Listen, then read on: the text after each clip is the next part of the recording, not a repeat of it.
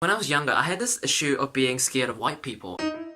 That sounds really like a joke, but it's not. Like, I was actually, I don't know, for some reason, like, I was really uncomfortable around white people. Maybe it's because, like, I felt like they were better than me, or just, I don't know, just something about them just kind of intimidated me. And if I was around white people, I just get scared of them. And if you're in New Zealand, you know, there's a lot of white people, so it kind of limited me quite a bit. And again, I'm actually being serious. I'm not trying to, like, just like take the piss on white people, but I actually had this issue where I get social anxiety. Anyway, so I was at this like ayahuasca retreat, which is like this thing you take in Peru, and it's like kind of like a healing spiritual center or whatever, right? And then so everyone was like real like loving and really open there. So there was this American dude who was just talking about shit, and then I expressed this to them. I was like, hey man, I don't know, like it's just real weird. I've always like kind of been scared of white people, and you know, I know in my head it's real stupid. It's like we're all equal, we're all human beings kind of thing, but I have this narrative that gets ingrained in me that I can't seem to get rid of. And then he was like, bro, I fully agree, it's dumb, you should never feel like that way, you know, we're all equal, we're all cool and shit. Yeah, and then like, without even realizing it, I became more and more comfortable around him, and then I was just talking to him like any other person. I was like, oh hey, this is like,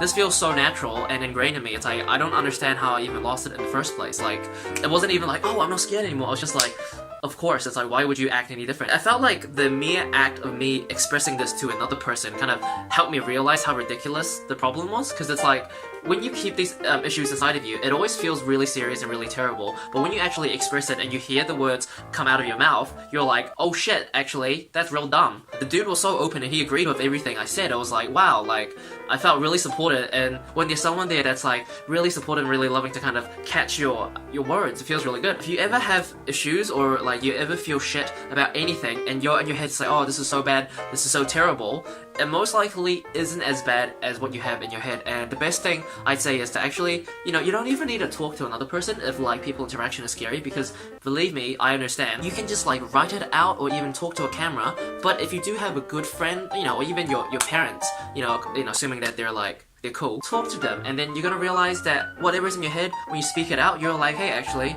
it's not that bad.